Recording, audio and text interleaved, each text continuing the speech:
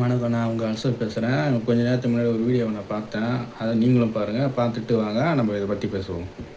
மேட்டூர் அணை என்னைக்கு திறந்திருக்கணும்? ஜூன் 12 திறக்கணும்.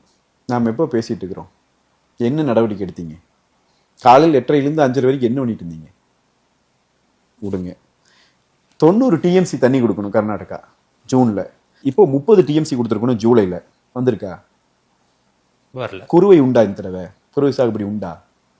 எத்தனை விவசாயி சாவான்னு தெரியுமா? இங்க வைவு பண்ணிட்டு இருக்கிறவங்களுக்கு தெரியுமா அங்க என்ன நடக்குன்னா தெரியுமா? மேகதாது அணை கட்டுற பிரச்சனையில அந்த கர்நாடகாவின் புதிய முதலமைச்சர் இன்றைக்கு அந்த அளவுக்கு பேசிட்டு இருக்காரு. அவ்வளவு கடுமையா பேசுறாரு. கட்டித்தான் தீர்வோங்கிறாரு. நீங்க உட்காந்து நடுவர் மன்றம் போடுன்னு கேக்குறீங்களே, உங்களுக்கு கொஞ்சம் குறைந்தபட்ச புரிதல் ஏதாவது இருக்கா சார்?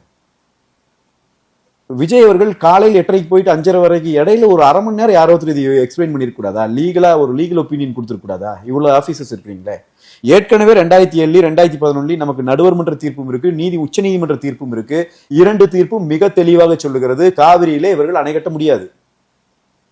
தீர்ப்பு ஏற்கனவே இருக்கு. எதுக்கு சார் நடுவர் மன்றம் கேட்கறீங்க? நாளைக்கு நடுவர் மன்றத்தில் அவன் இன்ஃபுளுயன்ஸ் பண்ணி தீர்ப்பை வாங்கிட்டு போயிட்டான்னா சாகிறதா சார் நாங்கெல்லாம்? இப்படி இந்த வீடியோ பார்த்திங்களா? நல்லா இருந்ததா? மகிழ்ச்சியாக இருந்தால் உங்களுக்கு? காவிரி டெல்டா பகுதி இனிமேல் சுத்தமாக சுடுகாடாக மாறப்போகுது. ஏன்னா காவிரியில் வந்திருந்தால் கொஞ்சம் நெஞ்ச தண்ணியும் நின்று போச்சு. இதுக்கு காரணம் யார்? நீங்கள் தான். டிவிக்கு ஓட்டு போட்டீங்க. டிவிக்கு ஏன் ஓட்டு போட்டீங்க? திரை கவிச்சியால் ஓட்டு போட்டீங்க. திரையில் நடக்கிறதெல்லாம் நிஜம் நினச்சி ஓட்டு போட்டீங்க. நம்மளை காப்பாற்றுவார், நம்மளுக்கு நல்லது செய்வார் சொல்லிட்டு நீங்கள் ஓட்டு போட்டீங்க. ஆனால் அது அத்தனையும் கற்பனையாக போச்சு. இப்போ என்ன போகுதுனாக்கா, காவேரியில் தண்ணி வர போகிறதில்ல. நீங்கள் விவசாயம் செய்ய போகிறதில்ல. விவசாயம் செய்யலைனாக்கா உங்கள் வாழ்வாதாரம் பாதிக்கப்பட போகுது. உங்கள் வாழ்வாதாரம் பாதிக்கப்பட்டாக்கா உங்கள் குடும்பம், குட்டி, உங்கள் வருமானம் எல்லாமே பாதிக்கும். பாதித்தா என்ன ஆகும்? நீங்கள் டிவிக்கு ஓட்டு போட்டவங்க நாசமாக போக போகிறீங்க.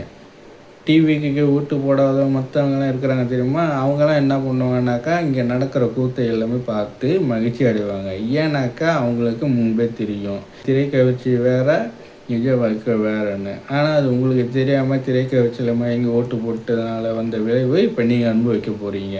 அதை மற்றவங்க என்ன பண்ண போகிறாங்க? பார்த்து மகிழ்ச்சி அடைஞ்சு, இந்த ஓட்டு போட்டவங்களுக்கு இதுதான் தண்டனை, இவங்க இப்படி தான் அனுபவிக்கணும்னு அவங்க மனசுக்குள்ள நினச்சிட்டு மகிழ்ச்சி அடைவாங்க. மகிழ்ச்சி அடைவாங்க தான். ஏன்னாக்கா நீங்கள் பண்ண அவ்வளோ அட்டுழியம். திரைக்கவர்ச்சிக்கு மயங்கி இருக்கிறவங்க கொஞ்சம் நெஞ்ச வாழ்க்கையும் அழிச்சிக்கிட்டீங்க.